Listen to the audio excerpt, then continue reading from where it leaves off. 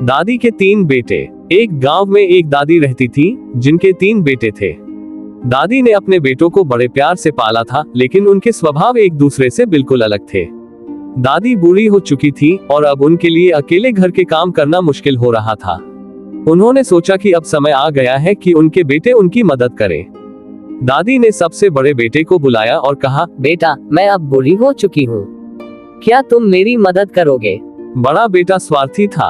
उसने कहा, माँ, मैं बहुत व्यस्त हूँ, मेरा काम और परिवार है, आप अपना ध्यान खुद ही रखें। ये कहकर वह चला गया। दूसरे बेटे का स्वभाव। दादी ने दूसरे बेटे को बुलाया। उसने भी कुछ ऐसा ही जवाब दिया, माँ, मैं अभी अपने काम में बहुत फंसा हुआ हूँ, हो सके तो किसी और से मदद मांग लो। दादी को ये सुनकर बहुत दुख हुआ। आखिर में दादी ने सबसे छोटे बेटे को बुलाया। वह बेटा बहुत दयालु और विनम्र था। उसने कहा, माँ, आपकी सेवा करना मेरा सौभाग्य है, आप चिंता न करें, मैं आपके साथ रहूंगा और आपका ध्यान रखूंगा। छोटे बेटे ने दादी की हर जरूरत का ख्याल रखा। वह न केवल उनकी मदद करता बल्कि उनके साथ समय भी बिताता।